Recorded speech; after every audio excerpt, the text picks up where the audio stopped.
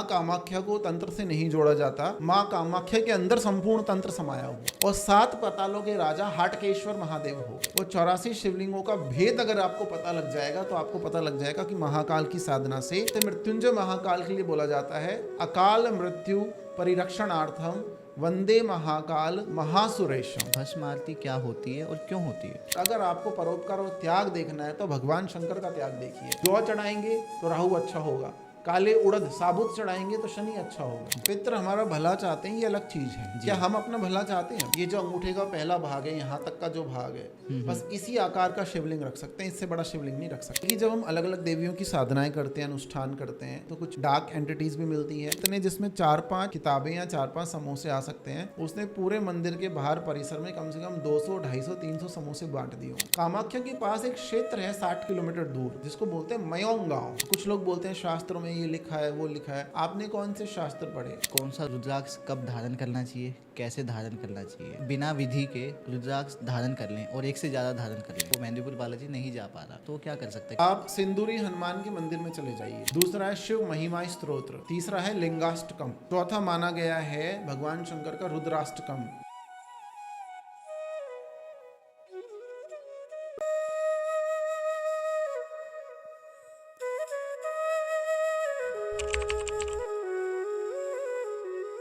दोस्तों स्वागत है आपका दी यंग पॉडकास्ट पर। आज का पॉडकास्ट थोड़ा सा अलग होने वाला है। आज हम बात करने वाले हैं थोड़ी सी धार्मिक और थोड़ी सी रहस्यमयी। आज हम बात करेंगे मेहंदीपुर बालाजी के बारे में, हम बात करेंगे माँ कामाख्या देवी मंदिर के बारे में और जानेंगे ढेर सारे रहस्य। अब सावन का महीना हो और महाकाल की बात ना की जाए, हमारे महादेव की बात ना की जाए, कैसे हो सकता है? और महादेव की जब बात हो तो उज्जैन महाकाल की बात ना हो, ये कैसे हो सकता है?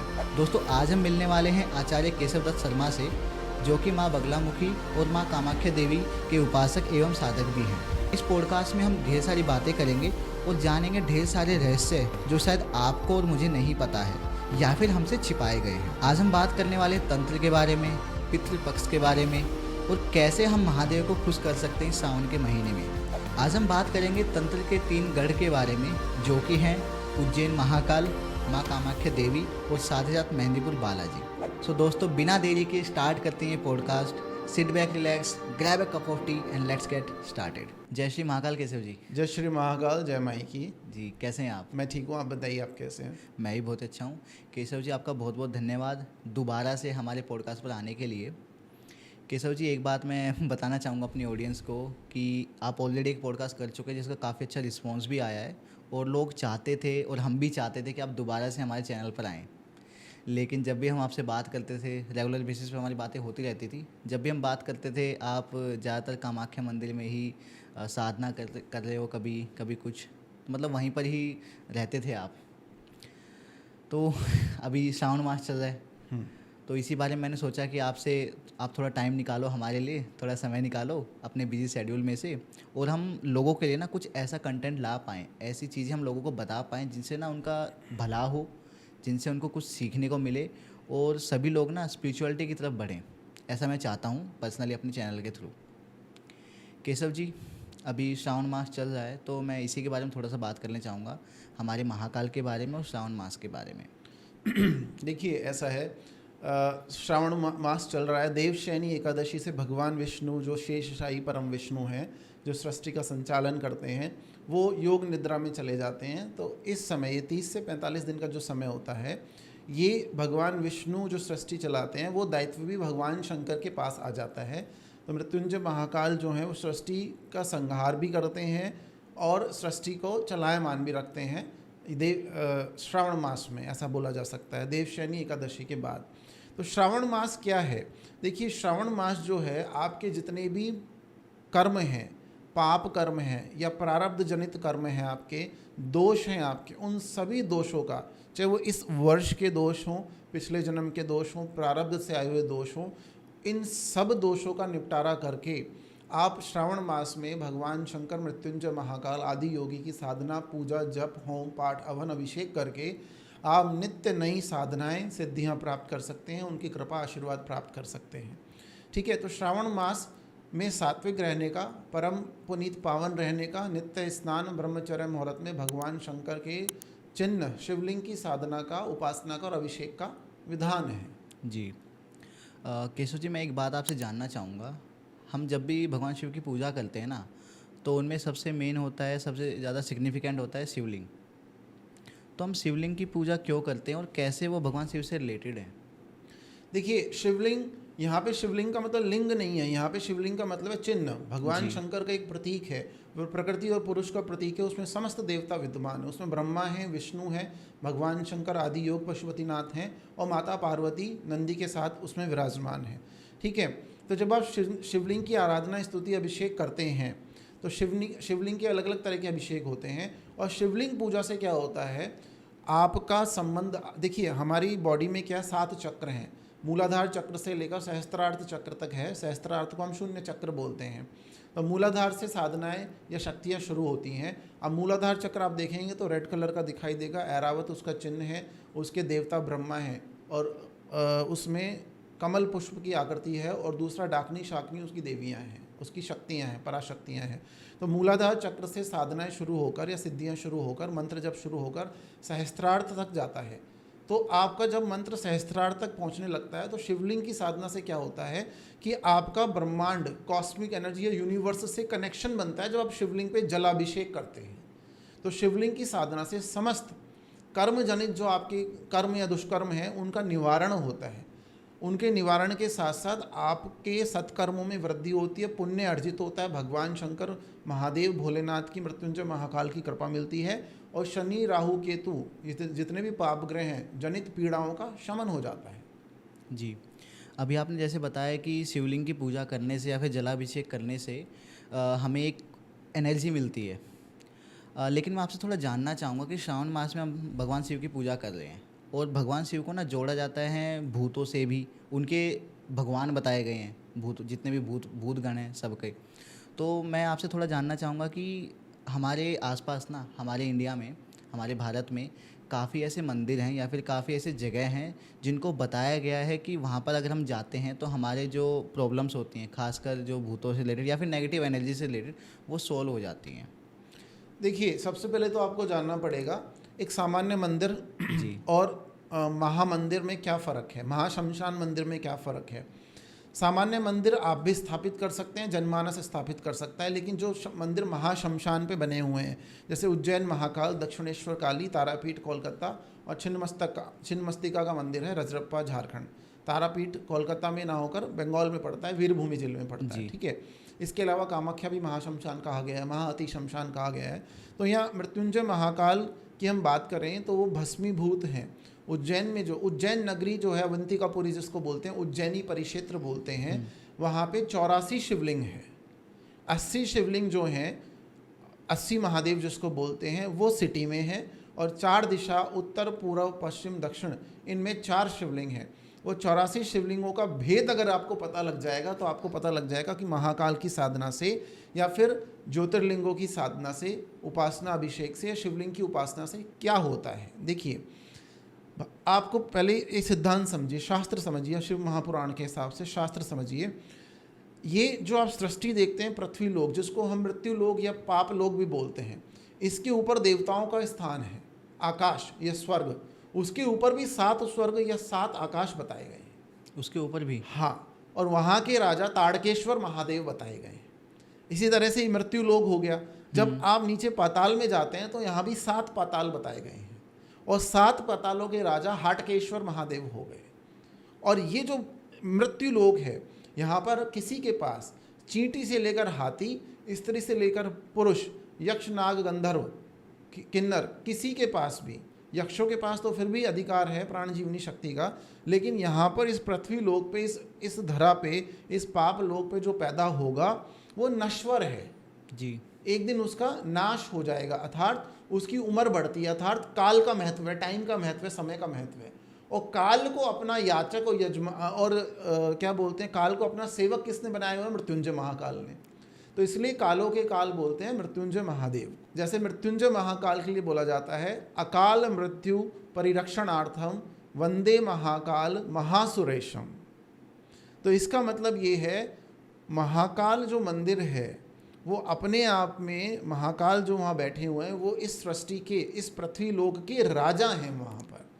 इसलिए आप देखना, किसी भी शिवलिंग पर आप देखेंगे शिवलिंगों पर हल्दी चढ़ाने का विधान नहीं है, लेकिन ज्योतिर्लिंगों में आप उज्जैन महाकाल का मंदिर जो देखेंगे वहाँ पर वो राजा भी हैं, वहाँ पार्वती के वो दूल्हे भी हैं, जी। दूल्हे रूप में भी उनको सजाया जाता है शिवरात्रि पे।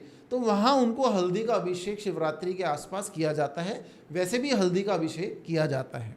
तो इस पूरे पृथ्वी लोक के जो राजा हैं, काल को अपने वश में करने के कारण महाकाल है, उनके दर्शन मात्र से, उस क्षेत्र में जाने मात्र से देखिए 84 महादेवों की कृपा मिल जाती है। और वो 84 महादेव 84 मंदिर कौन है? महाकाल प्रभु का सानिध्य प्राप्त करने के लिए उज्जैनी महाकाल भगवान भोलेनाथ का सानिध्य प्राप्त करने के लिए, उनके साथ रहने के लिए अलग अलग देवता शिवलिंग रूप में वहाँ विराजित हो गए हैं। तो वो सारे अलग अलग देवता हैं जो वहाँ, जैसे यम है, इंद्र है, वरुण है, कुबेर है, सनकादिक ऋषि हैं, ये सब वहाँ स्थापित हो गए हैं शिवलिंगों में कि महाकाल की नगरी में रहें, हमारा पुण्य बढ़े।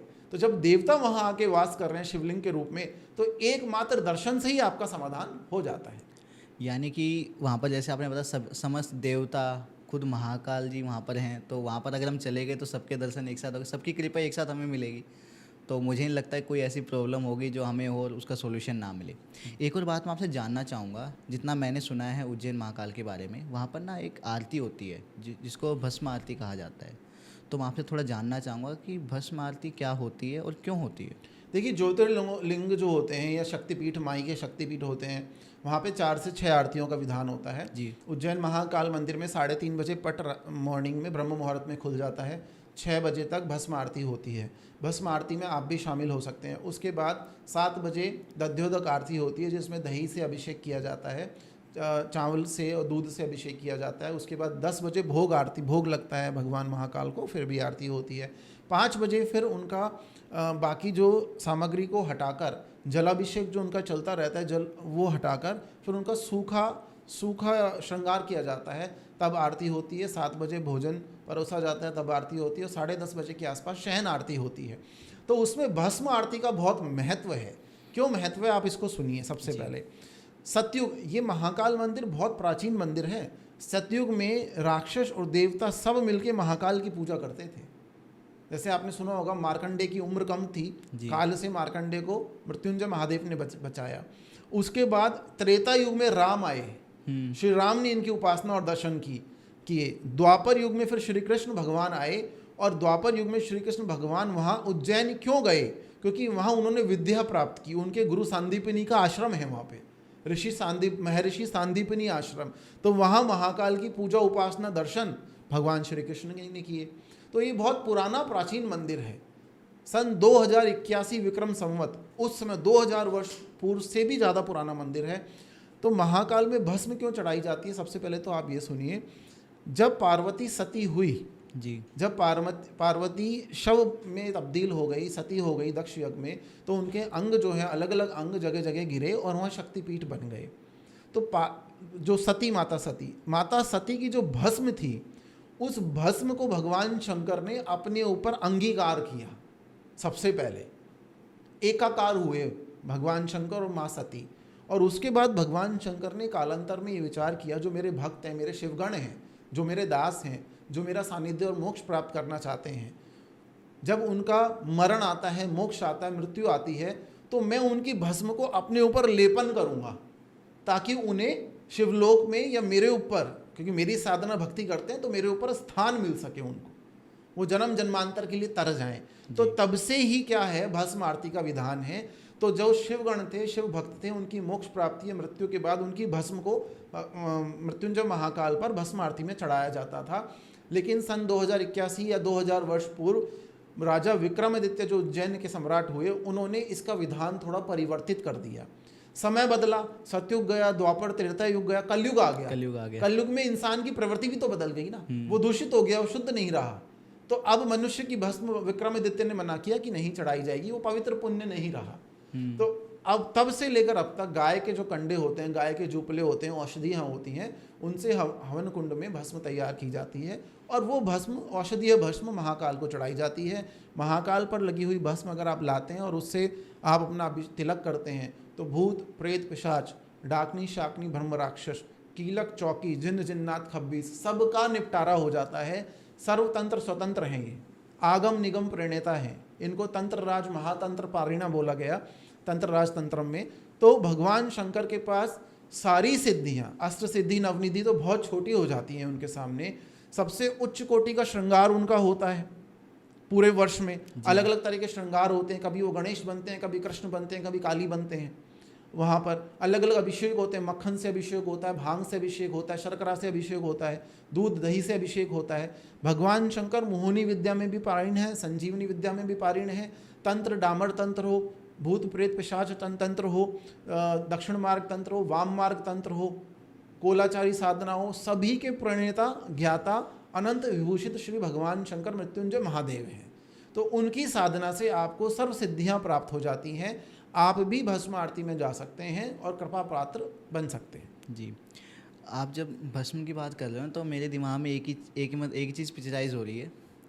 लोग हैं ना, लोग भी नहीं कहूँगा, मैं कहूँगा कुछ अघोरी या फिर कुछ ऐसे जो धार्मिक मतलब बहुत ज़्यादा लीन रहते हैं, महाकाल के भक्त कहते हैं हम उन्हें। वो लोग भी क्या करते हैं, अपने पूरे शरीर के ऊपर भस्म लगा के बैठे रहते हैं। तो क्या उनको ऐसा बोला जाता है कि इससे ना वो महाकाल से कनेक्ट हो जाते हैं? हाँ, वो एक ये आप मान सकते हैं। देखिए, तंत्र क्षेत्र में जो अघोरी हैं जी, जो शमशानवासी हैं, वो शमशान कालिका को और भगवान महाकाल को अपना प्रणेता और अपना पिता और माता मानते हैं जी। वो उनकी आराध्य देवता, आराध्य देवी हैं। कई बार वो अर्धनारीश्वर रूप में भी आपने देखा है। तो भगवती कालिका, शमशान कालिका और मृत्युंजय महाकाल जो हैं उनको अपना आदि देवता मानते हैं। तो उन्हीं का सानिध्य प्राप्त करने के लिए उन्हीं की प्रेरणा से वो भस्म रमाते हैं। जी, एक और बात है, उज्जैन महाकाल जो मंदिर है उनको ना, वो जो रहस्यमय जितने भी मंदिर है ना हमारे, उनमें से एक है वो। तो मैं आपसे थोड़ा जानना चाहूँगा कि क्या रहस्य छुपा है उज्जैन महाकाल के पीछे? देखिए, कुछ किंवदंतियाँ हैं जो मैं आपको बता देता हूँ। उज्जैन महाकाल मंदिर, उज्जैन नगरी में जब आप जाएंगे तो केवल महाकाल मंदिर ही नहीं है वहाँ पे, वहाँ मंगलनाथ मंदिर है, वहाँ सिद्धनाथ मंदिर है, वहाँ चार धाम मंदिर है, हर सिद्धि माता का सिद्ध शक्तिपीठ वहाँ पर है। ठीक है, वहाँ महादेव के असंख्य मंदिर हैं, वहाँ गणपति के असंख्य मंदिर हैं, चिंतामणि चिंता हरण गणेश है वहाँ पे, हनुमान जी के मंदिर हैं, सांदीपनी आश्रम है। तो वहाँ उज्जैन परिक्षेत्र एक इतना बड़ा परिक्षेत्र है और उस परिक्षेत्र का जो परकोटा है, मतलब उसका जो मध्य भाग है, वो मृत्युंजय महाकाल का मंदिर है। तो जब आप महाकाल मंदिर में जाते हैं, सबसे पहले तो ये बोला जाता है कि महाकाल मंदिर में महाकाल भगवान जो है वो महाकाल बन के, मृत्यु के राजा, मृत्यु के देवता बन के बैठे हैं। तो उनके मंदिर के सामने से कोई बारात जो होती है, दूल्हा जो होता है, बारात होती है, क्रॉस नहीं होती है। लेकिन इसके पीछे भी अपने अपने तथ्य हैं। भाई, जो सृष्टि के परम उच्च कोटि के देवता हैं, जो इस सृष्टि के मालिक है, संचालक है, मैंने बोला ना कि ताड़केश्वर, हाटकेश्वर और मृत्युंजय महाकाल जो हैं पृथ्वी के राजा हैं। तो वो अपने भक्त, ये केवल किंवदंतियाँ हैं। ऐसा बोला जाता है कि मोरारजी देसाई वहाँ पर रुके तो उनकी सत्ता चली गई, क्योंकि अवंतिका क्षेत्र के राजा महाकाल है, तो एक राजा दूसरे राजा के सामने नहीं टिक सकता, ऐसा बोला जाता है। तो मृत्युंजय महाकाल, लेकिन आप ये देखिए दूसरी तरफ एक अपवाद भी है। मध्य प्रदेश के जो मुख्यमंत्री रहे शिवराज सिंह चौहान, वो 20 साल वहाँ पे सीएम रहे, वो महाकाल के बहुत बड़े उपासक थे। अभी जो वहाँ के मुख्यमंत्री हैं यादव जी, तो मोहन यादव जी, वो उज्जैन क्षेत्र से ही आते हैं। तो ये सारी किंवदंतियाँ हैं, इनमें कोई सच्चाई नहीं है। महाकाल को नित्य भजने वाला किसी भी नवग्रह से पार पा सकता है, उसके ऊपर कोई शनि की ढैया 7.5 काम नहीं आएगी।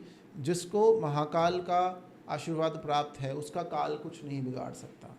जैसे मैंने आपको बोला, अकाल मृत्यु से रक्षा करते हैं और ये सुरेश्वर हैं, मतलब ईश्वरों के भी ईश्वर है। जैसे माँ बगलामुखी या माँ कामाख्या को बोलते हैं विद्याओं की महाविद्या जी, तो ये देवों के देव महादेव हैं और इतने परम त्यागी हैं, ये इतने त्यागवान, त्याग की मूर्ति भगवान शंकर। अगर आपको परोपकार और त्याग देखना है तो भगवान शंकर का त्याग देखिए।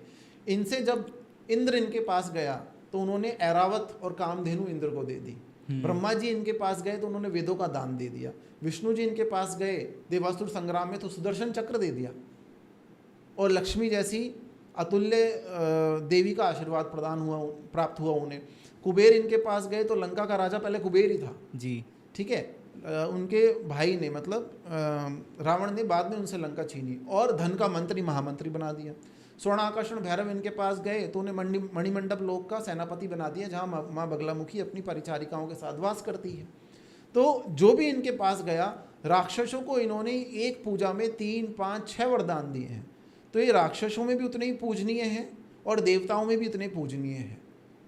ठीक है, तो उज्जैन के महाकाल, जिनको हम कालाधिराज भूत भावन भी बोलते हैं, उनका स्वरूप महाकाल वाला है, लेकिन वो परम त्यागी, परम तपस्वी, और भगवान शंकर के अंदर इतनी दया है।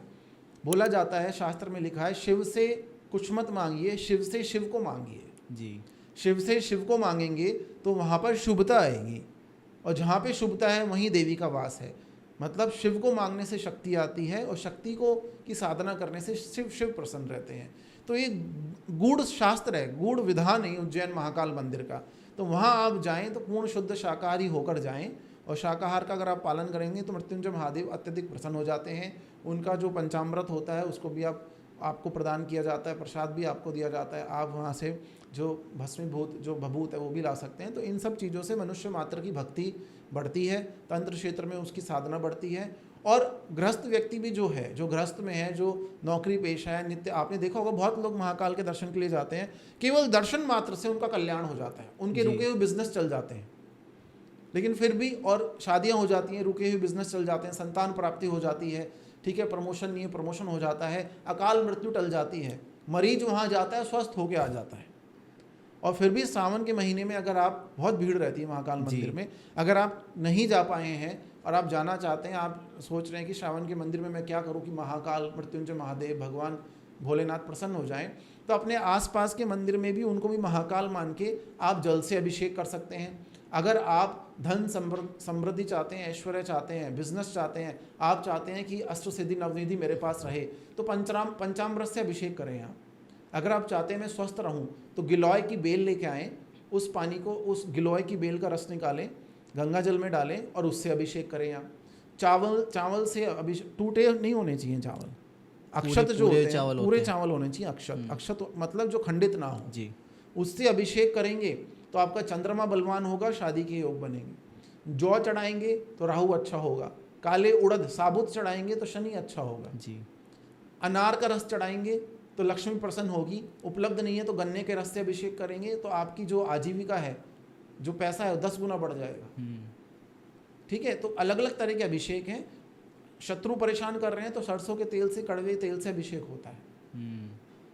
अगर आप चाहते हैं कि मेरे नवग्रह शांत हो जाएं तो सफ़ेद चंदन का अभिषेक कराएं आप चाहते हैं कि मंगल शांति हो जाए, मंगल दोष खत्म हो जाए, पाचन तंत्र का डाइजेशन अच्छा नहीं है आपका, स्ट्रेस एंजाइटी, आपको ब्लड संबंधी रोग हैं, तो बेलपत्र पे शहद मधु लगाएं और भगवान शंकर को अर्पित करें जी। सारे उपाय यहीं पर है, विदेशों से कोई उपाय लाने की आवश्यकता नहीं है। सारे की सारे उपाय आपके पास हैं, आपके शास्त्रों में हैं। उचित गुरु के सानिध्य में जाएं, वो आपका मार्गदर्शन करेंगे और भगवान शंकर की प्रार्थना और भक्ति आप सावन से शुरू कर सकते हैं। ये सारे की सारे उपाय आप पितृपक्ष में भी कर सकते हैं। जैसे सावन के बाद अगले महीने में पितृपक्ष आ जाएगा जी, तो पितृपक्ष में भी आप ये उपाय कर सकते हैं। पितृपक्ष में पितरों की कृपा के लिए मृत्युंजय महादेव का जो दूसरा रूप है कुंदकेश्वर महादेव, उनकी पूजा की जाती है। यही विधान होता है, दूध से दही से अभिषेक होता है। पितरों के लिए मीठे जल से, गंगा जल में बताशा मिला के थोड़ा मीठा कर लिया जाता है, उससे अभिषेक होता है पितृपक्ष में, उससे पितरों की शांति होती है जी। केशव जी, मैं ना थोड़ा सा टॉपिक को डाइवर्ट करना चाहूँगा। अभी हम भगवान शिव के बारे में बात कर रहे हैं, श्रावण मास के बारे में बात कर रहे हैं, लेकिन जैसा आपने बताया कि पितृपक्ष जो मास है वो आने वाला है, अगला वही है, तो उसी से रिलेटेड कुछ बातें पितृपक्ष के बारे में जानना चाहूँगा। सबसे पहले तो मैं ये जानना चाहता हूँ, जो हमारे पितृ होते हैं वो कहीं ना कहीं हमारे ही पूर्वज हैं, वो हमेशा हमारा भला चाहेंगे, लेकिन हमें सुनने को मिलता है कि हमारे पितृ नाराज़ हो गए हैं, तो ऐसा क्यों होता है? देखिए, पितृ हमारा भला चाहते हैं ये अलग चीज़ है। क्या हम अपना भला चाहते हैं? पहले हमें ये सोचना पड़ेगा। चाहते हैं, हर कोई चाहता है। अगर आप भला चाहते हैं तो फिर शास्त्रों को आपको मानना पड़ेगा। जो गलतियां आपसे हो जाती हैं जाने अनजाने, पितृ आपको उनके लिए दंडित नहीं करते, आपको शिक्षा देते हैं, सुधारते हैं। कोई भी देवता, कोई भी नवग्रह, जैसे कुछ आपने देखा होगा ज्योतिषाचार्य एस्ट्रोलॉजर्स क्या बोलते हैं, इस रेमेडी से शनि कंट्रोल हो जाएगा जी, इस रेमेडी से राहु कंट्रोल हो जाएगा। राहु को अमृतपान राहु ने किया और भगवान विष्णु ने मोहिनी अवतार में राहु की गर्दन काटी, उसके बाद भी वो कंट्रोल नहीं हुआ और वो आशीर्वाद प्राप्त हुआ उसे, और आज वो नवग्रहों में स्थान प्राप्त कर लिया उन्होंने जी। शनिदेव के पास तो दृष्टि ऐसी थी कि रावण भी उनसे डरता था। तो कहने का मतलब, आप इन नवग्रहों को कंट्रोल नहीं कर सकते, आप इनको साध सकते हैं, संतुलित कर सकते हैं, इनकी कृपा प्राप्त कर सकते हैं। आप ये बोलिए कि हमें कृपा प्राप्त करनी है, आप कंट्रोल नहीं कर सकते इनको, वो आपको कंट्रोल कर रहे हैं जन्म जन्मांतर के लिए। यानी कि अगर कोई हमें कह रहा है कि हम कंट्रोल कर सकते हैं तो इसका मतलब नवग्रहों को कोई कंट्रोल नहीं कर जी। सकता। आप अलग अलग जप, पूजा पाठ, होम हवन, देवी साधना, भगवान शंकर की साधना, स्तोत्र का जप, आरती जप वगैरह करके आप अपने नवग्रहों को संतुलित कर सकते हैं। जी तो जो आपका प्रश्न था, जो आपने प्रश्न किया कि पितृपक्ष में हम क्या करें, जी पितृ देखिए, सबसे पहले तो आप देखिए आपकी जन्म पत्री में शनि राहु साथ में तो नहीं बैठा है।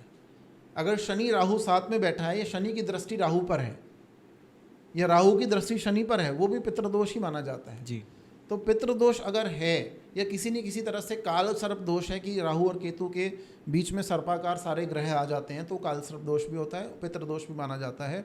तो इसके शमन के लिए आप सावन के महीने में या पितृपक्ष जो श्राद्ध वाला मास आएगा उसमें आप क्या कर सकते हैं वो सुनिए। जी आप सबसे पहले वो पत्तों से बनी हुई पत्तल लेके आइए। आपने देखी होगी ना पत्तल, जी, देखी केवल है। पत्तल में ही आप दे सकते हैं भोग पितरों को। आप चावल उबालिए, चावल बना के उसमें रख दीजिए, उसमें थोड़ी सी हल्दी डालिए चावलों में और उसमें काले तिल डाल दीजिए, ठीक है। घी, शुद्ध गाय का देसी घी डाल दीजिए और शक्कर या बूरा जिसको बोलते हैं या देसी खांड होती है, पाउडर होता है, उसको डाल दीजिए। ये जी। पितरों का भोग हो गया। इसे छत पर रख के आइए, पीपल के पेड़ के नीचे रख के आइए, जंगल में कहीं भी रख के आइए। कौवे इसे खाने चाहिए। अगर पक्षियों ने, कौवों ने या पक्षियों ने इस भोजन को ग्रहण किया तो पितर आपके उसी दिन 3 घंटे के अंदर शांत हो जाएंगे। और हर नित्य अमावस को आप कर सकते हैं, पितृपक्ष में कर सकते हैं, श्राद्ध में कर सकते हैं। अमावस्या आप ये करिए। आपको किसी जब पूजा पाठ विधान की आवश्यकता नहीं होगी। अगर आप नहीं करवाना चाहते हैं, आप चाहते हैं कि मैं खुद स्वयं पितरों को शांत करना चाहता हूँ, अनुष्ठान मैंने करा के देख लिया। अनुष्ठान तो बहुत अच्छी चीज़ है, उससे पितर शांत होते हैं। लेकिन अगर आप चाहते हैं कि मैं कहीं नहीं जा सकता, मैं विदेश में रहता हूँ, जी I am living outside, maybe I am living in UK, US, Canada, Australia, overseas, तो आप इस विधान को कर सकते हैं। कौवे या कबूतर पूरे ब्रह्मांड में उपलब्ध है, चिड़ियाएँ पूरे ब्रह्मांड में उपलब्ध हैं, तो आप इन पक्षियों को ये खिला सकते हैं। इससे पितर आपके शांत हो जाएंगे। एक और चीज़ जानना चाहूँगा। मैं ना बचपन से देखते हुए आ रहा हूँ अपने घर में, अमावस्या वाले दिन ना पूजा होती है, या मतलब भोग लगता है और ये सब होता है। तो उसको भी मतलब मेरी मम्मी कहा करती थी, अभी भी कहती हैं कि हमारे जो पितर होते हैं ना उनको खुश करने के लिए होता है, या फिर उनको मतलब उनसे कनेक्शन हमारा बेटर रहे। अगर कभी मिस हो जाता है तो ये आता है नहीं पितर हमारे नाराज़ हो गए। तो अमावस्या का और पितृदोष का रिलेशन क्या है? अमावस्या जो है वो पितरों का दिन है। जी जैसे आप बोलते हैं नवमी है, माँ दुर्गा से संबंधित है, चतुर्थी भगवान गणेश की तिथि है, इसी तरह से त्रयोदशी भगवान शंकर से संबंधित है, चतुर्दशी भगवान विष्णु को दी गई है, एकादशी विष्णु जी को दी गई है, चतुर्दशी सूर्य को भी दी गई है। तो इसी तरह से जो अमावस्या का दिन है वो भगवान शंकर का जो लोक है, पितृलोक है, कुंदकेश्वर महादेव का लोक है, तो उनको दिया गया है। तो हमारे भारतवर्ष में अमावस के दिन खीर बनाई जाती है और उस खीर को पितरों को समर्पित किया जाता है ताकि पितर हमारे प्रसन्न रहें। जी। एक और बात, हम बात कर रहे थे महाकाल उज्जैन के बारे में, उज्जैन महाकाल के बारे में, मैं उसी को कंटिन्यू करना चाहूँगा। उज्जैन महाकाल ना 3 तंत्र के गढ़ हैं बेसिकली, उनमें से एक हैं, और वहाँ पे आपने बताया कि 84 शिवलिंग्स हैं। तो मैं आपसे थोड़ा जानना चाहूँगा कि मैंने ऐसा सुना है कि शिवलिंग जो होते हैं ना वो हम कहीं पर भी ऐसे स्थापित नहीं कर सकते, उनकी एक डायरेक्शन होनी चाहिए। तो कौन सी डायरेक्शन होनी चाहिए और कैसे शिवलिंग को हम स्थापित करना चाहिए? देखिए, भगवान शिवलिंग को स्थापित करने के बहुत यम नियम हैं जी। सबसे पहले तो अगर आप घर में भगवान शंकर की शिवलिंग स्वरूप में पूजा करना चाहते हैं तो आप ये अंगूठे का जो पहला भाग है जी, ये जो अंगूठे का पहला भाग है, यहाँ तक का जो भाग है, बस इसी आकार का शिवलिंग रख सकते हैं, इससे बड़ा शिवलिंग नहीं रख सकते आप। जी। ब्लैक कलर का श्याम वर्ण का शिवलिंग नहीं रख सकते आप। या तो नर्मदा नदी में मिलने वाले नर्मदेश्वर शिवलिंग की पूजा कर सकते हैं, या तो आप नर्मदेश्वर शिवलिंग रखें, या क्रिस्टल के शिवलिंग रखे जाते हैं, जो क्रिस्टल के शिवलिंग होते हैं जिनको हम स्फटिक के शिवलिंग बोलते हैं, या पारद, ग्रे कलर के सलेटी कलर के पारद के शिवलिंग होते हैं। वाइट मार्बल के शिवलिंग भी आते, वो नहीं, वो तो आप अपने भाव से रख रहे हो। अच्छा, वो नहीं देखा था मैंने कहाँ रखा हुआ है वो। तो कहने का मतलब ये है कि वो तो एक एंटीक पीस हो गया, मंदिर में नहीं रख सकते आप उसको। तो जो भी शिवलिंग आप रखिए, या तो वो पारद शिवलिंग हो, स्फटिक का शिवलिंग हो, या नर्मदेश्वर शिवलिंग हो, और कोई शिवलिंग नहीं रख सकते हैं। दूसरा, वो इतनी ही आकार का हो, बस इससे बड़ा ना हो, क्योंकि बहुत एनर्जाइज हो जाएगा फिर आपका घर, आपको उससे थोड़ी एंजाइटी भी हो सकती है जी। दूसरा, ज़्यादातर जो शिवलिंग है उनका मुख उत्तर की तरफ होता है, उत्तर की तरफ रखें, कुबेर की दिशा है, धन प्राप्त होगा आपको। लेकिन उज्जैन महाकाल काल को अपने वश में कर लेने के कारण और आपकी समस्त रोग शोक दुख आदि व्याधि यम की दिशा मतलब साउथ दक्षिण से आती है, तो उन्होंने आप अपने भक्तों की कष्टों के निवारण के लिए कि उन्हें अकाल मृत्यु कहाँ से आती है, साउथ की दिशा से आती है। हम वास्तुशास्त्र में बोलते हैं कि साउथ की तरफ पैर करके नहीं सोना चाहिए जी। तो साउथ से आने वाली जितनी भी नेगेटिविटी है उसको रोकने के लिए, अपने भक्तों के कल्याण के लिए उज्जैन के महाकाल मंदिर में भगवान मृत्युंजय महादेव ने अपना मुख ही साउथ की तरफ कर लिया। तो केवल वही एक शिवलिंग है जो साउथ की हाँ, तरफ है। वही मतलब स्वयं भू अपने आप बने हुए शिवलिंग वही है जो साउथ की तरफ है। जी। बाकी तो लोगों ने स्थापित कर दिए हो वो अलग बात है, लेकिन उन्होंने दक्षिण की तरफ अपना मुख किया कि दक्षिण की तरफ से मैं अपने भक्तों के ऊपर कोई कष्ट ही नहीं आने दूंगा। तो इसलिए वो राजा हैं, वो दिल के भी राजा हैं, उनका मन भी, हृदय भी बहुत विशाल है। जी। केशव जी, एक और चीज़ मैं जानना चाहूँगा, आपने उज्जैन महाकाल की बात की तो वहाँ से रिलेटेड ना काफ़ी सारे ऐसे इंसिडेंट होते होंगे जहाँ आप गए हो, आपके साथ कुछ घटित हुआ हो या फिर आपने कुछ अलग एक्सपीरियंस किया हो ऐसा? देखिए, जब हम अलग अलग देवियों की साधनाएं करते हैं, अनुष्ठान करते हैं, दर्शन पूजा पाठ करने के लिए जाते हैं, तो कुछ डार्क एंटिटीज़ भी मिलती है जी। और कुछ पॉजिटिव एंटिटीज़ होती हैं जो हमारी रक्षा करती हैं, हमारे साथ भी रहती हैं, ठीक है, और समय समय पर रक्षाएं होती हैं। तो मैंने जो अपनी आंखों से जो चमत्कार देखा, महाशिवरात्रि के आसपास, बहुत सालों पहले की बात है, 5-6 साल पहले की बात है, उस समय मंदिर इतना भव्य और विशाल नहीं बना था। तो हम अपने 2-4 गुरु भाइयों के साथ बैठ के मंत्र जप कर रहे थे वहाँ पे, ठीक है। अब वहाँ हमारे सामने एक बाबा, एक बूढ़े व्यक्ति, संत जैसे ही वो महाकाल का साधक ही हमें लगा, वो आया और बैठा, उसका झोला था उसके पास। वो झोला बहुत पुराना था, जैसे उसको काफ़ी साल से धोया नहीं हो ऐसा था वो, जी। जैसे अघोरियों के पास रहता है। तो उसने एक इतना सा झोला होगा, वो 4-5 समोसे उसमें आ सकते हैं, तो उसने 1-1 2-2 समोसे देना शुरू किया सबको कि बेटा तुम भी खा लो, ये लो प्रसाद है ये। और उसके बाद हमने उनको बोला भाई हमारा तो माला का जब चल रहा है तो हम खा नहीं पाएंगे, लेकिन मैंने अपनी आंखों से ये देखा है कि इतने जिसमें 4-5 किताबें या 4-5 समोसे आ सकते हैं, उसने पूरे मंदिर के बाहर परिसर में कम से कम 200, 250, 300 समोसे बांट दिए होंगे, उस एक छोटे से बैग में से गरम वो भी गरम समोसे बांट दिए। बताइए, ये लगभग कितने साल पुरानी बात है? 5-6-7 साल भी 5-6 हो गए साल, होंगे उसको अच्छा। उस समय। तो उस समय इतना विशाल भव्य मंदिर नहीं बना था। तो कहने का मतलब ये है, मृत्युंजय महाकाल अपने भक्तों को दर्शन देने के लिए और उन्हें प्रसाद पवाने के लिए कहीं से भी किसी भी रूप में आ सकते हैं,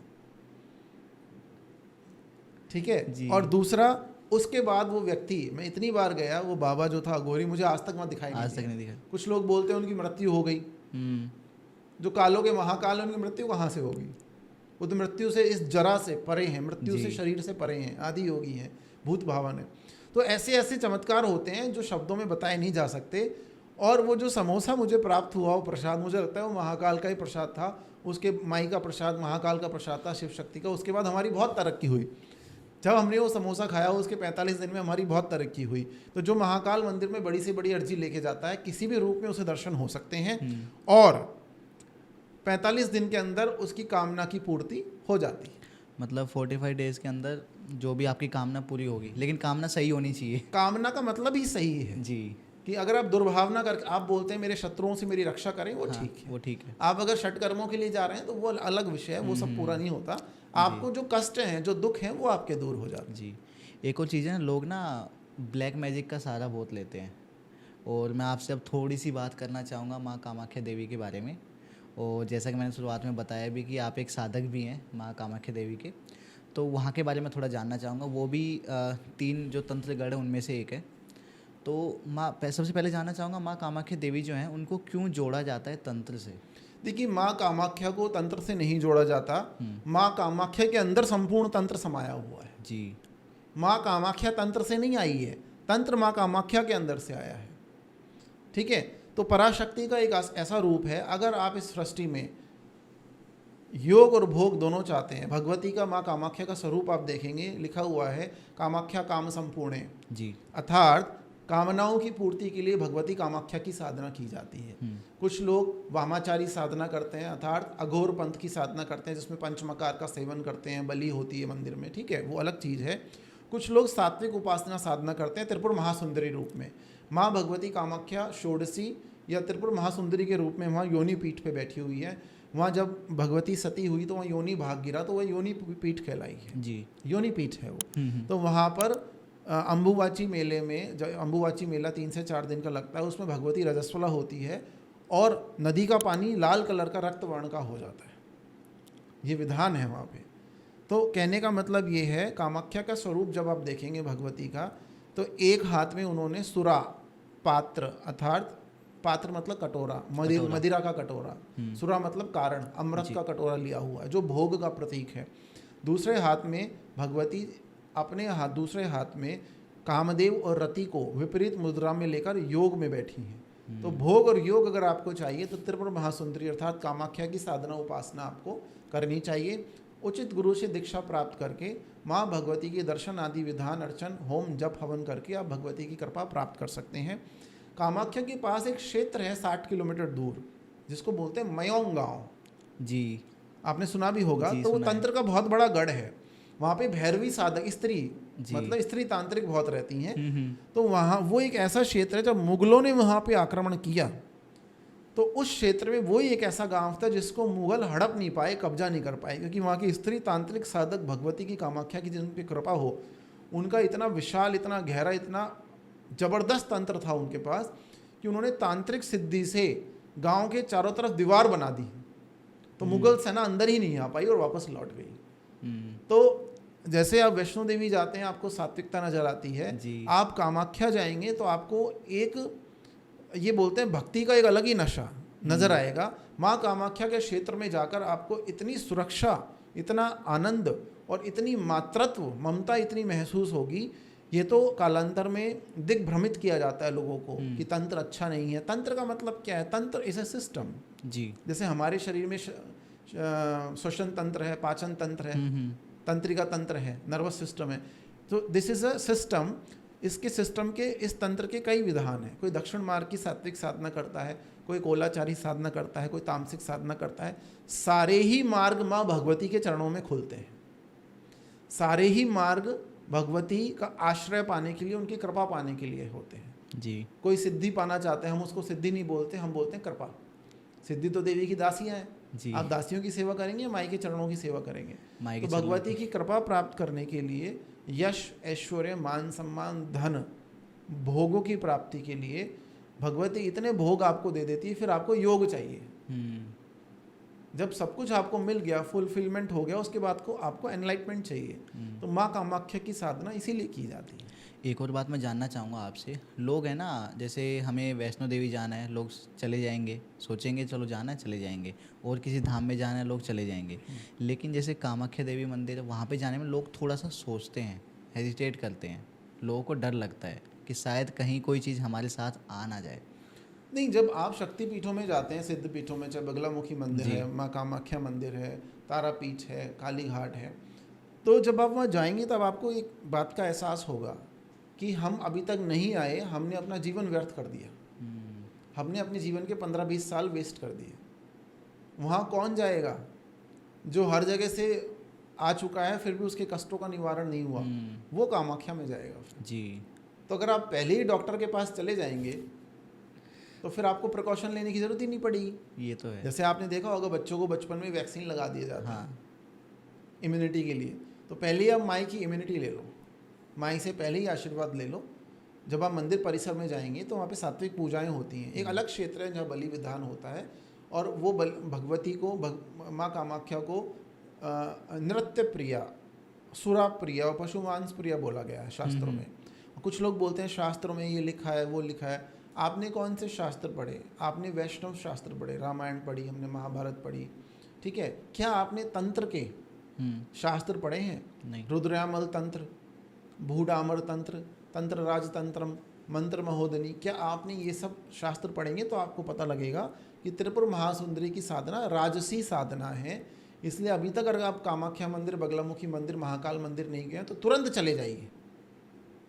आपको किसी को जन्मपत्र दिखाने की आवश्यकता नहीं पड़ेगी, कोई कष्ट आपके जीवन में नहीं आएगा। आप उस मंदिर, इन 3 मंदिरों की जो मैं बात कर रहा हूँ, इस मंदिर परिक्षेत्र में जाएंगे, आपके कष्टों का निवारण हो जाएगा। सारे कष्ट वहीं छोड़ के आ जाइए माई के और भगवान शंकर के चरणों में, और वहाँ से बिल्कुल फ्री होके आप आइए, लाइट होके आप आइए। तुरंत चले जाइए, आप अभी तक नहीं गए हैं तो आपका डर भी दूर हो जाएगा। हाँ। और बहुत सात्विक, बहुत शुद्ध मंदिर है। वहाँ पे कोई दिखावा नहीं है, वो भव्य नहीं, वो दिव्य मंदिर है। जहाँ दिव्यता होती है वहीं देवता वास करते हैं। केशव जी, मैं आपसे थोड़ा जानना चाहूँगा रुद्राक्ष के बारे में। लगभग हम सभी ने ना रुद्राक्ष के बारे में सुना है और कभी ना कभी अपने जीवन में धारण भी किया है, लेकिन मुझे ऐसा लगता है कि लोगों को ना पता ही नहीं है कि कौन सा रुद्राक्ष कब धारण करना चाहिए, कैसे धारण करना चाहिए। तो मैं आपसे थोड़ा जानना चाहूँगा। देखिए, सावन का परम पावन महीना चल रहा है और इसके बाद पितृपक्ष श्राद्ध आ जाएंगे, तो आप रुद्राक्ष धारण कर सकते हैं। सबसे पहले आप ये ध्यान रखिए कि या तो आप बहुत सात्विकता से रहते हो, यम नियम का पालन करते हो, त्रिसंध्या करते हो, तो आप रुद्राक्ष धारण कर सकते हैं। जी। ठीक है। ऐसे तो आपने देखो कितने सारे अघोरी हैं, उनकी दीक्षा है वाम मार्ग की, वो रुद्राक्ष धारण कर सकते हैं। एक गृहस्थ में रहने वाला नॉर्मल व्यक्ति भी रुद्राक्ष धारण कर सकता है। बस हम तो ये चाहते हैं अगर कोई जैसे वॉशरूम जाए तो उसको उतार के जा सकता है, अगर उतार के नहीं जाता तो स्नान जरूर करे फिर, ताकि रुद्राक्ष भी शुद्ध हो जाए, है ना। कोई सूतक हो जाता है, कोई जच्चा बच्चा का कोई केस हो जाता है, या कोई शमशान में जा रहा है, तो उसके बाद स्नान जरूर कर लेना चाहिए ताकि रुद्राक्ष की पवित्रता बनी रहे। देखिए, वैसे तो रुद्राक्ष बहुत माने गए हैं, 1 से 14 मुखी माने गए हैं, लेकिन ज़्यादा जो रुद्राक्षों का प्रचलन है वो 1 से 10 मुखी तक है प्रचलन ज़्यादा। जी। 1 मुखी रुद्राक्ष जो है वो भगवान शंकर का स्वरूप माना गया है। 1 मुखी रुद्राक्ष को साक्षात भगवान शंकर है वो। और ऐसा बोला जाता है रुद्राक्ष के एक वृक्ष में इंडोनेशिया, नेपाल और हिमाचल में अत्यधिक रुद्राक्ष पाए जाते हैं। इनके वृक्ष में 1 मुखी एक ही आता है, पूरे वृक्ष में हाँ, एक या 2 मुश्किल से एक, इसलिए वो बहुत ज़्यादा महंगा भी मिलता है और बहुत आसानी से मिलता भी नहीं है ओरिजिनल। 2 मुखी अर्धनारीश्वर का रूप है, उसमें शिव पार्वती दोनों हैं। 2 मुखी को गौरी शंकर रुद्राक्ष भी बोलते हैं, दोनों अटैच होते हैं 2 मुखी रुद्राक्ष। ठीक है। 3 मुखी जो रुद्राक्ष है वो अग्नि देवता का रूप है, 4 मुखी ब्रह्मा का और 5 मुखी पंच महाभूतों का प्रतिनिधित्व करता है। उससे पंचमुखी रुद्राक्ष सबसे ज़्यादा धारण किया जाता है, आसानी से मिल जाता है, उसी की माला होती है। उससे आपके शरीर के वात पित्त कफ पंचमुखी रुद्राक्ष से ठीक होते हैं। 6 मुखी रुद्राक्ष कार्तिकेय का, 7 मुखी रुद्राक्ष महालक्ष्मी और शनिदेव का माना गया है। शनि की ढैया 7.5 ही हैं। धन प्राप्त करना चाहते हैं तो आप 7 मुखी रुद्राक्ष किसी उचित आचार्य से सिद्ध करवा के धारण कर सकते हैं। इन रुद्राक्षों को सिद्ध करने के अलग अलग मंत्र होते हैं, पूरा विधान होता है अभिषेक का। 8 मुखी रुद्राक्ष बटुक भैरव और महागणेश का माना गया है, गणपति का। 9 मुखी रुद्राक्ष नवदुर्गाओं का माना गया है और 10 मुखी रुद्राक्ष भगवान विष्णु से संबंधित है। जी। तो इन रुद्राक्षों को धारण करने से, चांदी में धारण करने से, कुछ लोग गोल्ड में धारण करते हैं। जन्म पत्रियाँ थोड़ी देखी जानी चाहिए, कौन सी राशि का व्यक्ति कौन सा रुद्राक्ष धारण कर सकता है। आपके जन्म पत्री के योग देखे जाते हैं, उसके हिसाब से आपको ये सब बताया जाता है कि कौन सा आप धारण कर सकते हैं। अगर आप बहुत बीमार रहते हैं, अगर आपको पित्त की समस्या रहती है, या आपका पाचन सही नहीं है, या कोई आपको लगता है ऊपरी बाधा है, तो आप रुद्राक्ष को जैसे सप्तमुखी या अष्टमुखी रुद्राक्ष को 7, 8, 9 मुखी, ये 3 जो रुद्राक्ष हैं वो हीलिंग में भी काम आते हैं। सप्तमुखी, 8 मुखी, 9 मुखी रुद्राक्ष, अगर आपको लगता है कोई समस्या है, ऊपरी बाधा है या हेल्थ ठीक नहीं रहती है, तो इनमें से कोई भी एक रुद्राक्ष आप जल में डाल के 1 गिलास में छोड़ सकते हैं और मॉर्निंग में रुद्राक्ष को निकाल के मंदिर में रख के उस जल को दोबारा ग्रहण कर सकते हैं। उससे आपको शिव कृपा भी मिलेगी और आपकी हीलिंग भी होती रहेगी। जी। एक और बात मैं जानना चाहूँगा, मैंने ऐसा सुना है कि रुद्राक्ष जब भी हम कहीं से लेते हैं या कोई हमें देता है तो वो ना चार्ज करके देते हैं, ऐसा बोलते हैं लोग। नहीं, ये ऐसा नहीं है, भ्रम चल रहा है। रुद्राक्ष पहले लाया जाता है, आपकी जन्मपत्री में देख के कौन सा रुद्राक्ष ज़्यादा सूटेबल होगा, उचित होगा। उसके बाद उचित आचार्य जिसके पास शिव साधना हो या शक्ति की साधना हो या जो महाकाल का उपासक हो, जो रुद्री पाठ करना जानता हो, रुद्राभिषेक करता हो, कामाख्या का बगलामुखी का उपासक हो, मतलब वो शाक्त धर्म का उपासक हो या फिर वो भगवान शंकर की साधना में हो, वही आपको रुद्राक्ष सिद्ध करके देगा। तो वो अच्छे से काम करेगा, अत्यधिक काम करेगा, आपके नाम गोत्र से सिद्ध करके दिया जाता है। जी। एक और चीज़ है, आजकल ना थोड़ा सा ना ट्रेंड भी चला हुआ है कि लोग ना रुद्राक्ष धारण करते हैं, और मैंने ऐसा देखा है कई बार लोगों को ना 1 से ज़्यादा रुद्राक्ष धारण करते हुए। तो मैं आपसे जानना चाहूँगा कि देखो काफ़ी लोग ना नहीं मानते इन सब चीज़ों को और धारण सीधा कर लेते हैं, मतलब विधि जो होती है उसको फॉलो नहीं करते। क्या हो अगर हम बिना विधि के रुद्राक्ष धारण कर लें और 1 से ज़्यादा धारण कर लें? देखिए, हमें किसी को डराने की आवश्यकता नहीं है। जी। बिना विधि से जब रुद्राक्ष आप धारण कर लेंगे तो कुछ नहीं होगा, कुछ नहीं होगा। कोई फल नहीं मिलेगा आपको, न नेगेटिव न positive. That will be like a antique piece. अच्छा। बस। लेकिन ये आप देखिए कि आप अपनी जन्मपत्री में योगों को देख के धारण करें। अगर किसी गलत मुहूर्त में गलत योग में आपने धारण कर लिया, so that can give you consequences. उसके कॉन्सिक्वेंसेस आपको मिल सकते हैं। जी केशव जी, मैं रुद्राक्ष के बारे में बात करना चाहूँगा थोड़ा सा आपसे, मेहंदीपुर बालाजी के बारे में। मैं जानता हूँ कि समय थोड़ा सा कम है हमारे पास में, लेकिन क्योंकि हमने डिस्कस किया उज्जैन महाकाल के बारे में, माँ कामाख्या देवी के बारे में, तो हम मेहंदीपुर बालाजी को कैसे भूल सकते हैं। वो भी तंत्रगढ़ में ही आते हैं, वहाँ पर भी तंत्र से रिलेटेड चीज़ें होती हैं। लोग वहाँ पे सॉल्यूशंस पाने, जो भी ऊपरी बाधाएं होती हैं उनका पाने जाते हैं। मैं आपसे थोड़ा जानना चाहूँगा कि मेहंदीपुर बालाजी जो हैं वो हनुमान जी से रिलेटेड है, और आप भी उसी एरिया से आते हैं, उसी क्षेत्र से आते हैं, तो आपसे थोड़ा जानना चाहूँगा कि क्या आपने कभी कुछ पर्सनली वहाँ पर ऐसा देखा है या कुछ एक्सपीरियंस किया है। देखिए, राजस्थान में हनुमान जी के सबसे ज़्यादा मंदिर हैं जी। राजस्थान की जो मिट्टी है वो भी लाल है, मंगल ग्रह से संबंधित है। जिसको मंगल दोष है वो वहाँ जाकर थोड़े दिन रहे, मतलब हनुमान जी के मंदिरों के दर्शन करें, लाल मिट्टी से निकला जो अनाज है उससे भोजन करें, वही प्रसाद लगाए, तो उसको मंगल दोष शांत हो जाता है उसका। सालासर बालाजी हैं, कुट्टी के बालाजी हैं जी। लेकिन मेहंदीपुर बालाजी जो है वो एक अकेला ऐसा धाम है जहाँ पर आपको किसी से मिलने की आवश्यकता नहीं है, जहाँ पे आपकी अदालत अर्थात पेशी जो आपकी होती है, साक्षात हनुमान जी आपकी अरदास सुनेंगे। वही वहाँ पे न्यायाधीश हैं, वही वहाँ पे डॉक्टर हैं, वही वहाँ पे अरदास सुनने वाले पुजारी हैं जी। तो मेहंदीपुर बालाजी घाटा जो है, जो दौसा में आप जाएंगे, दौसा जिला है, वहाँ पर हमारे आसपास का ही क्षेत्र है जी। तो जब आप दौसा जिले में जाएंगे तो मेहंदीपुर बालाजी घाटा है। वहाँ पर अगर आपको भूत प्रेत, जिन जिन्नात, रोग शोक दुख, शनि की ढैया, साढ़े साथी, आपको लगता है कोई ऊपरी चक्कर है, कोई पराशक्ति आपको नेगेटिव डार्क एंटिटी परेशान कर रही है, तो आप वहाँ जा सकते हैं। वहाँ जाने के 45 दिन पहले से ही आपको शाकाहारी होना पड़ेगा, प्याज लहसुन छोड़ना पड़ेगा। आप जाइए, 3 बार दर्शन करिए, भोग प्रसाद लगाइए। वहाँ प्रेतराज सरकार का मंदिर है। प्रेतराज सरकार का मंदिर अर्थात प्रेतों के राजा हनुमान जी की कृपा आपको मिल जाएगी, प्रेतराज सरकार की कृपा मिल जाएगी, भूत प्रेतों से आपका निपटारा हो जाएगा। वहाँ की वस्तु वहीं छोड़ के आते हैं, कोई प्रसाद कोई जल वहाँ से नहीं लाया जाता है, ये नियम है वहाँ पे। तो हमने अपनी आंखों से देखा है कि लोगों का समाधान होता है वहाँ से। एक व्यक्ति हमारे पास आया था, एक पिता अपने बच्चे को, एक बालक को लेके आए थे और उन्होंने बोला था भाई ये इसने कोई गलत कृत्य कर दिया है, उसने गलती में शराब पीकर गाड़ी चलाते हुए, जैसे कई बार हम सड़क के किनारे गाड़ी रोक लेते हैं लोग, तो उसने शराब के नशे में, पीपल का पेड़ और इमली का पेड़ आसपास था, तो उसने वहाँ पे पेशाब कर दिया रात्रि में जी, लघुशंका कर दी उसने, जिसकी वजह से उस पीपल के पंच देवता नाराज हो गए और इमली के पेड़ में और कीकर के पेड़ में, बबूल के पेड़ में राजस्थान में बहुत भूत बेताल बैठते हैं, तो वहाँ से कोई डार्क एंटिटी उसे लगी। और उस दिन के बाद से क्या हुआ, उसे एक अलग बीमारी, एक समस्या पैदा हो गई। अगले दिन से उसका धीरे धीरे 56 किलो का व्यक्ति 120 किलो का हो गया 6 महीने के अंदर। वेट बढ़ने लग गया, वेट बढ़ने लगा, मुंह से झाग टपकता रहता था, सोता है तो सोता ही रह जाता था वो, ठीक है। इवन यूरिन भी उसका धीरे धीरे निकलता ही रहता था। तो उसको पता नहीं किसी डार्क एंटिटी ने, किसी नेगेटिव एंटिटी ने बांध लिया, क्योंकि उसने गलत कृत्य किया, उसे पता नहीं था, नशे में उसने कर दिया। बहुत ख़राब हालत उसकी हो गई थी, वो न बैठ पाता न उठ पाता। तो हम लोगों ने उन्हें सजेस्ट किया कि आप कहीं मत जाओ किसी के पास, अब भगवान के पास जाओ। बालाजी का मतलब है बाल स्वरूप जी, जैसे बटुक भैरव को हम बोलते हैं बच्चा भैरव है, इसी तरह से बालाजी क्या है, बालाजी मतलब बाल, उनका बालक स्वरूप है वो। कई बार उनके नेत्रों से जल भी निकलता है, आप देख सकते हैं वहाँ पे, हाँ आप देख सकते हैं उनके नेत्रों से जल भी निकलता है मेहंदीपुर बालाजी जब आप जाते हैं।